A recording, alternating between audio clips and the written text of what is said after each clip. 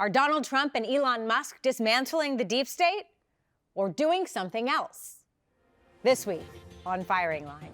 The people voted for major government reform, and that's what people are going to get. They're going to get what they voted for. We've already found billions of dollars of abuse, incompetence, and corruption. Some people are saying that Trump's newly established Department of Government Efficiency is moving fast and breaking things. We have this unelected branch of government, which is the bureaucracy. So it's just something we've got to fix. But will this blitz on the bureaucracy really make government more efficient? So Musk is right, in my view, that it's broken, but he's not really focusing on fixing it. Attorney and author Philip Howard has championed the cause of government efficiency for decades, with books including The Death of Common Sense.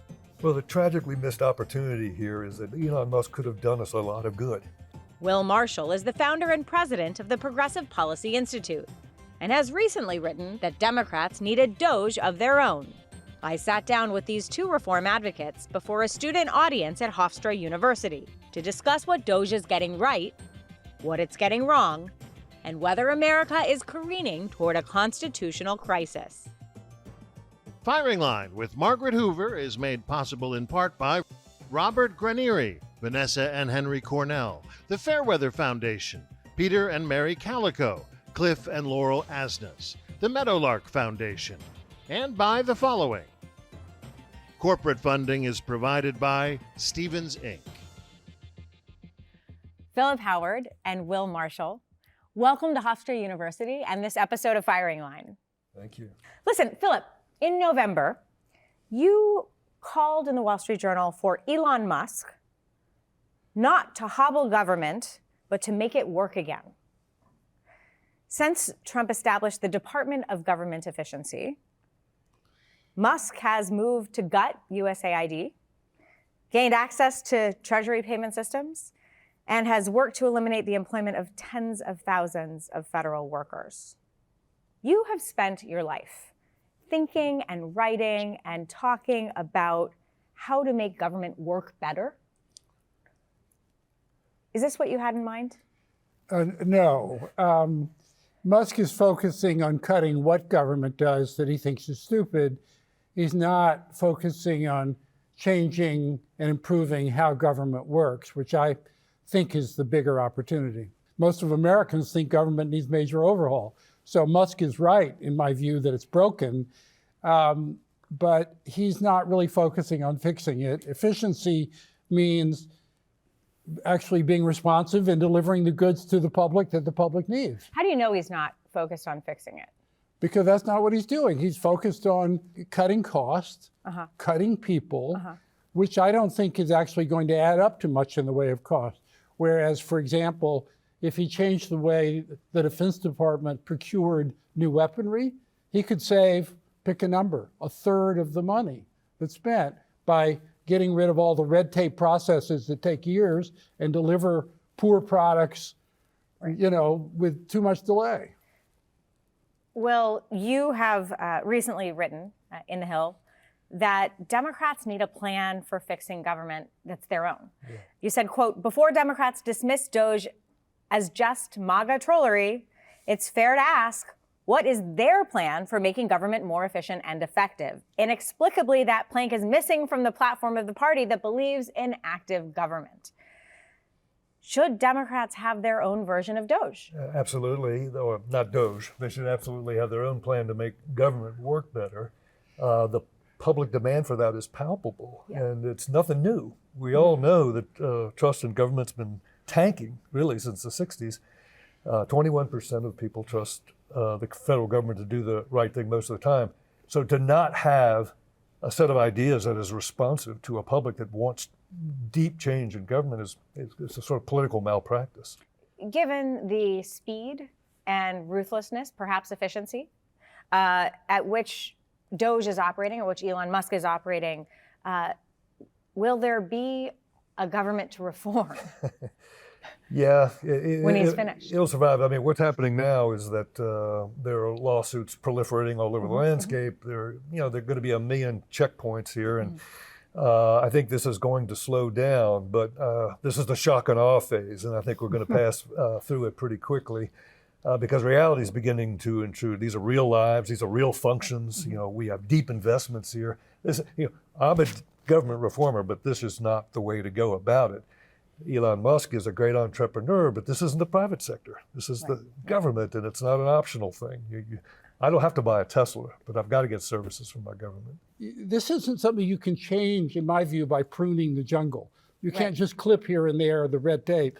You actually have to go back to a system which the framers contemplated in the Constitution, where law provides a framework of goals and principles and accountability and checks and balances, but real people make choices and they're politically accountable. Today in Washington, you can't find a real person who has authority to give a permit. And that's the reason we never get permits. How did we end up in a place where it was the process that hamstrung us? It was a change in legal philosophy. We came out of the 60s feeling guilty for lots of good reasons. You know, we woke up to racism, pollution, lots of other things.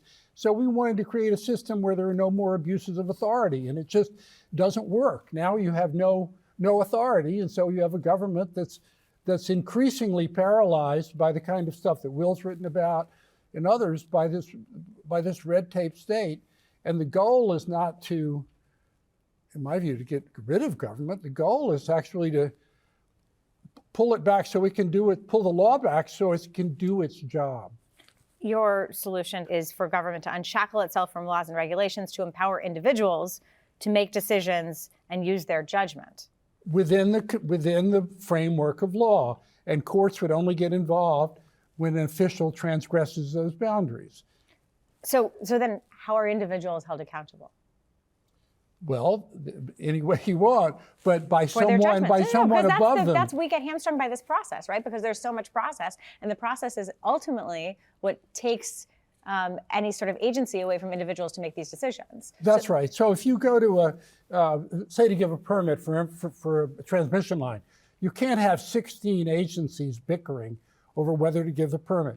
One agency has to have the authority to make the decision, and that's subject to the approval of the White House in a democracy. Today, you get 16 agencies bickering about it around the table, and it goes on for years. And it's unclear who has the ultimate authority.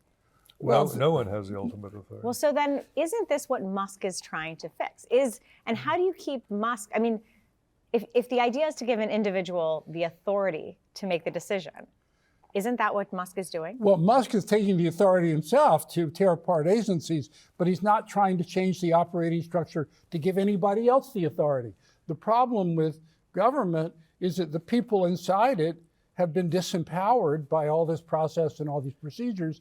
They're also not accountable, by the way. Mm-hmm. So the American public is... Well, Musk has a bad theory. The theory is that there's waste everywhere, there's abuse, there's fraud. He calls AID, our foreign aid agency, a criminal organization. Now, I have my criticisms of AID.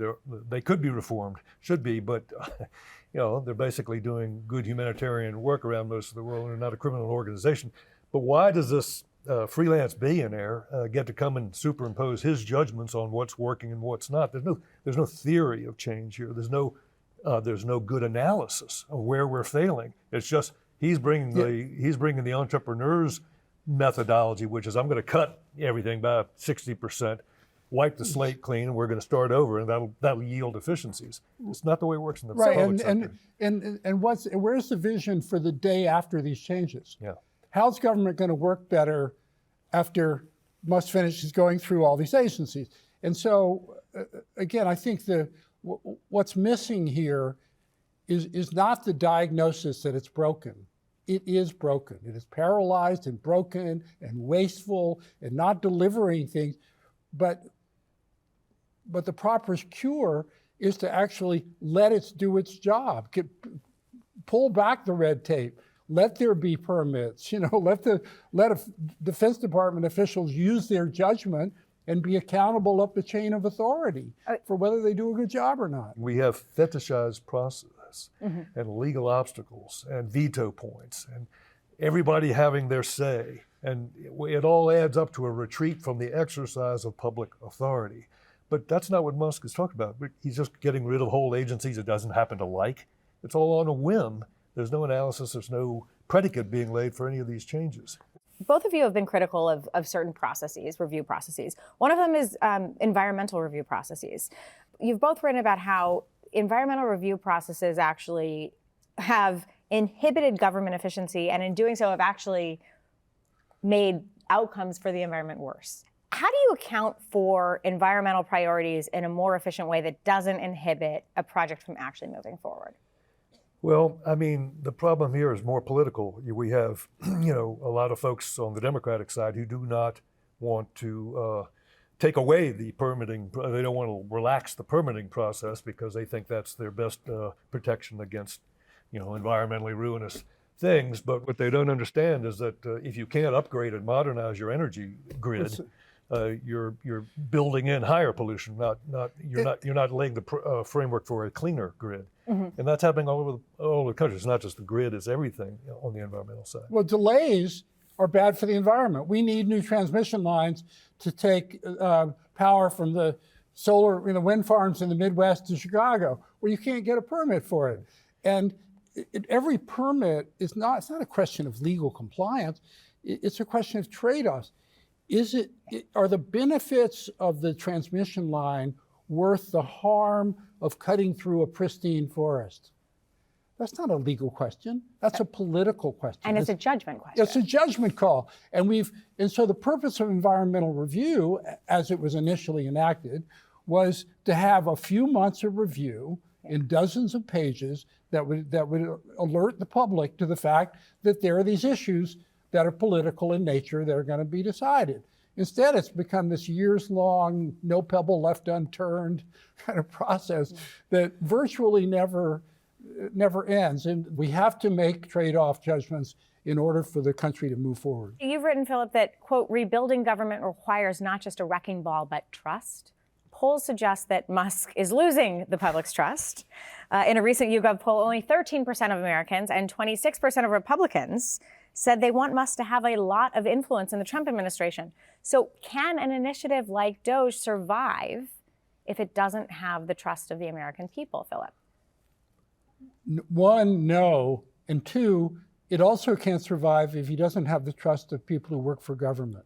One of the biggest problems in government today is if you make a decision to give a permit, there's always somebody who doesn't like it. Yeah. So they will attack you. So in my view, what senior civil servants need is not to live in fear, but to have cover for important decisions. They need to be, to feel that the people in charge, Musk or whomever, will actually protect them when they make decisions.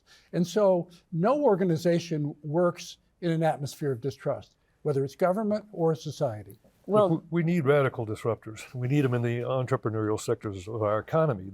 That's what we want. But that's not that's not how you fix government's problems for the reasons we just talked about.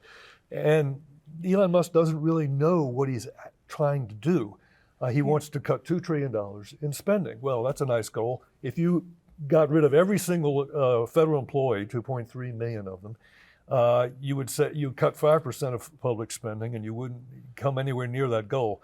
So he doesn't even really have an understanding, I think, of the end game. The end game seems to be here, just disruption for its own sake, sowing fear, telling employees they're no longer wanted, telling them to stay home, putting down whole agencies as worthless. And again, pretending that the problem is waste, fraud, and abuse, which is a really kind of simple-minded understanding of what's wrong with government. He thinks there's just waste in large quantities lying around that he's going to excise through this radical surgery. There's one area with hundreds of billions of dollars in savings that requires major overhaul, which is in the healthcare administration area. And if Musk and Trump really wanted to save big amounts of money, they would simplify the healthcare reimbursement and regulatory system, because 30% of the healthcare dollar goes to administration, which is over $1 million for every American doctor in red tape. That system is crazy, and it needs to be completely, basically replaced. Well, there is waste all across the government, okay? But it isn't sitting there in large piles that you can just go into a room and find. It's like Elaine Kmart, who was the reinventor in chief for Bill Clinton, said, it's like fat marbled in a steak, And so the point is, you have to go and find it, and the people that know where it is are the people who work in government. See, if you go in there and you attack them and say they're worthless and they're idiots and they have to get going and pack up and we're going to shut their agency down because we don't need it and everything they've been doing for 15 years is worthless, well, they're not going to be very cooperative to you. So if you're serious about trying to find pockets of waste or even fraud, these are the people that could help you find it. So again, it's just a marker of seriousness to me. If you were serious about changing government, you wouldn't go about attacking everybody in sight. As Will said, it can't be done by just by amputation. It needs to be done somewhat more surgically. And I will say that the biggest supporters of my somewhat radical reform efforts have been the senior civil servants. They want more authority to manage the civil servants below them. They want more authority to cut through the process and give permits. They actually want to do these things, and they exist in this red tape jungle that doesn't allow them. Why do you think that is? Why do you think they are the ones who are most eager to see reform? These are the senior executive service, which are the top civil servants, are people who have generally devoted their lives to public service and are experts in specific areas. And they actually get their life work is making You're saying they're serious these agencies people. happen and deliver the goods, and they can't do what they feel is necessary. Over the course of American history, there have been several attempts to reform government, starting in 1883 with the Pendleton Civil Service Reform Act that established the modern civil service. And there was the Taft Commission, there were 2 Hoover commissions, the Grace Commission under Ronald Reagan's presidency, and then, of course, the National Performance Review, in which you participated, and you both contributed under President Clinton's presidency. What can Elon Musk learn, if he wanted to learn from American history, from these previous efforts? Well, what I would hope he would learn is that he's right that periodically government has to be reorganized to look at if it's meeting its goals and to change how it meets its goals. What's happened through history is actually you've had changes in operating philosophy over the years. The last real change in philosophy was in the 1960s. So what was the change in that governing philosophy, Phil? The change in philosophy was don't trust anyone to use their judgment because human judgment is fallible, and we need to create a new system that will guarantee that all choices are correct. Let everyone who complains, have a hearing. And the result of that is paralysis. So I think the solution is to actually change our operating philosophy and go back to the one that the framers contemplated, which is one based on human responsibility. Law sets goals, law sets guardrails, law sets a hierarchy of authority to make sure that people don't do stupid things. But people make decisions. Law can't govern, and we've created this massive system only in the last 50 years on the premise that actually we can make government into a kind of a software program.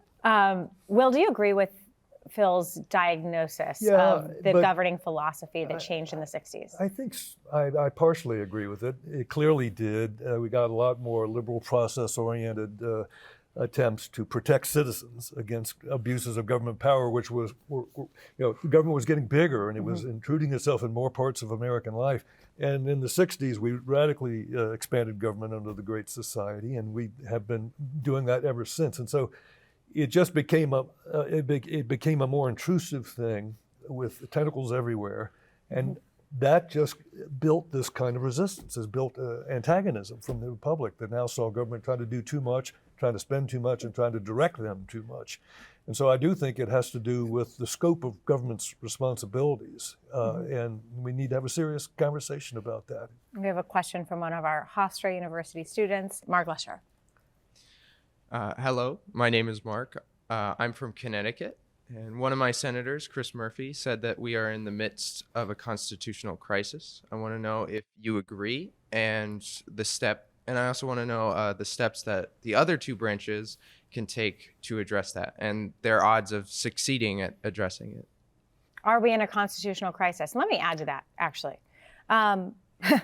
Where are the other branches of government? We know that the judiciary is exerting itself, but why couldn't these reforms be legislated and then signed in by the executive branch? It's a very good question. And Yes, are we in a constitutional well, crisis? yes, we are. I mean, I wrote a piece this week about ruling by decree. It's un-American. There's no basis for it in American history and no basis for it in the Constitution. The president can't just make policy willy-nilly across the whole scope of what federal government does. That's why the courts are getting involved. We've got a raft of lawsuits. I think a lot of this is going to slow down. But the point is, the courts are doing their job. Who's not doing its job is Congress, and it's because it's under Republican control. He's got them absolutely cowed, and they're not raising objection to his, taking over the power of the purse, which is clearly delegated to the legislative branch. So yes, that's a crisis. Phil, do you think we're in a crisis? Well, we're certainly building towards one. And now we have Trump saying that maybe the courts don't have authority. And if they really disavow court rulings, then we will have a constitutional crisis. Do you have anything you want to follow up on with, Mark? I want to make sure you're fully answered because you had a couple of different questions. Actually, one piece was what's the likelihood of them succeeding and like being able to address those concerns of a crisis if we get to that point? Well, Phil, you said, we're getting there. You think we're there. You said we're getting there, especially if they just defy the court orders. Then we'll be there. Right. So then what? Well, here's what scares me. Suppose he defies the courts. In other words, the courts are the only thing the only source of resistance now to Trump's imperial will. What if he just says, no, I'm not going to do what the courts prescribe? The other possibility is that the higher courts, the Supreme Court, might side with him on some of these issues. Well, I do think there are gray areas, and I've written about this in Law Review articles about the scope of executive power. But whatever gray areas there are, you still have to respect the rule of law in this country. And I believe that the rule of law is a foundation that most Americans believe in, and that once you abandon it or disavow it, then we really are in trouble as a society, and we have to sort of come together and do something different. Let me ask you about this. In 1990, William F. Buckley Jr.'s original firing line hosted a debate that was titled, "Government is not the solution, it's the problem." And, of course, borrowing from Ronald Reagan's line, listen to this defense of government from none other than George McGovern. This debate proposition reminds me of Groucho Marx's observation that marriage is the chief cause of divorce. The answer is not to abolish marriage, but to strive for better marriages, and so it is with government. Government has caused some problems, no question about that, and I've spoken out against some of those problems, but it has also come up with some inspired solutions. Right. So the question is DOJ's attempt to fix government an example of getting rid of divorce by abolishing marriage? I'd say so far, yes. And while it's true that, and Musk is right, that government isn't working very well, to the point that government is the problem, government should get out of people's daily lives. I mean, much of the resentment that got Trump elected was government telling people how to talk, how to get along in the workplace, how you run the local school. And I do think government is the problem when it gets in our daily lives. But I think government in a crowded, global, really fearful environment of warring powers and such, government is incredibly important to make government strong. And we can't be strong abroad if we're weak at home. So we need to make government work better, not get rid of it. Well, the problem with what Mr. McGovern said is that, it's not about whether you like government or you dislike government, okay? I mean, it's a necessary evil, as Jefferson said. We're going to have it. And so the question is, how can you make it a better servant of the popular will, but also how you constrain what it does so that it doesn't try to do everything, which when it tries to do that, it doesn't do anything well. Last question to both of you. If you had one piece of advice you would offer to Elon Musk to get it right, if there were still an opportunity for him to correct course, what would it be? I'd say focus on how government makes decisions. If you can streamline government decisions, give people authority to take responsibility, you will save countless billions, probably hundreds of billions of dollars, and make government much more responsive to public needs. Will? Well, the tragically missed opportunity here is that Elon Musk could have done us a lot of good. If Trump had sent him over to the Pentagon, for example, and said, modernize this. Let's get software, let's get modern IT, let's get AI working. This is something he actually knows how to do. Yeah. And what he's been set on is tasks that he doesn't know how to do, doesn't understand even how to define the problems properly. Okay, so that's your analysis. What's your advice for Elon Musk? Go back to the private sector and leave us alone, please. All right. All right. With that, Will Marshall and Phil Howard, thank you for joining me on Firing Line here at Hofstra University. Thank you. Firing Line with Margaret Hoover is made possible in part by Robert Granieri, Vanessa and Henry Cornell, the Fairweather Foundation, Peter and Mary Calico, Cliff and Laurel Asnos, the Meadowlark Foundation, and by the following. Corporate funding is provided by Stevens Inc.